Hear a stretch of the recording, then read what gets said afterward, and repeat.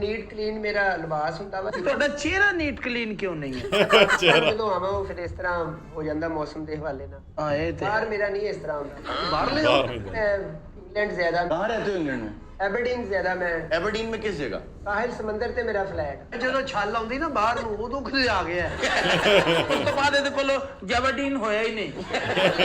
ਤੇਰੇ ਵਰਗਾ ਬੰਦਾ ਸਮੁੰਦਰ 'ਚ ਹੱਥ ਪਾਵੇ ਨਾ ਤੇ ਮੱਛੀਆਂ ਉਹ ਗੰਦੀਆਂ ਗਾਲਾਂ ਕੱਢਦੀਆਂ। अगली खबर की तरफ चलते हैं जी।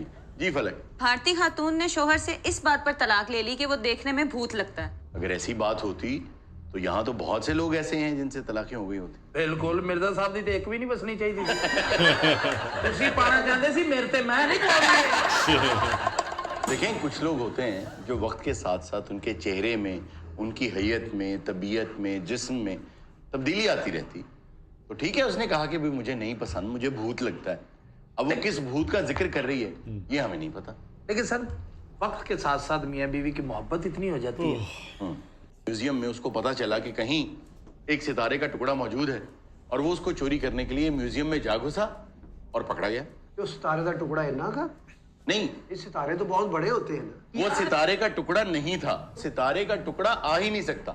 उसकी वजह ये है कि सितारा तो सूरज है, तैयारे हैं बाकी, उनके भी टुकड़े नहीं आते। ये जो टुकड़े आसमान से आते हैं ना, जिसको आप शहाबे साकिब कहते हैं, वो जब गिरते हैं तो वो कलेक्ट कर लिए जाते हैं। तो वो पत्थर तो आसमानी होते हैं। आप कैसे ढूंढ सकते हैं कि कौन सा टुकड़ा आसमान से गिरा है, कौन सा जमीन का कंकर है?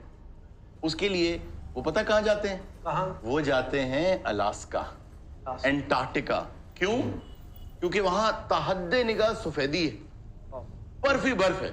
उन्हें जहां कोई टुकड़ा पड़ा नजर आता है तो वो इस बात का सबूत है कि शहाबे साकिब। ਉਹ ਜੀ ਢਾੜੀ ਨਹੀਂ ਲਿਆ ਸਕਦਾ ਉਧਰੋਂ।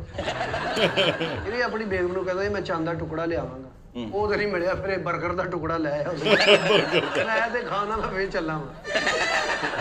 अच्छा सर, ये लोग कहते हैं इश्क करने वाले कि मैं आपके लिए सितारे तोड़ के लाऊंगा, ये बकवास कर देने। देखो, एग्जेजरेशन है, ये शायरी में भी है और आपके अफसानों में भी है। चलो जैसे शायर बेलिहाज होता है अपने महबूब की तारीफ करने में, ये जी चांद आंगन में उतर आया है, मैंने समझा कि तेरा साया है, वो महबूब को चांद से तशबीह देता है।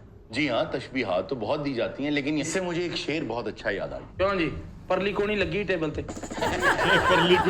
बारहा मुझसे कहा दिल ने कि ऐ शोबदागर, तू के अल्फाज से असनाम गरी करता है, कभी उस हुस्ने दिलारा की भी तस्वीर बना जो तेरी सोच के खाकों में लहू भरता है।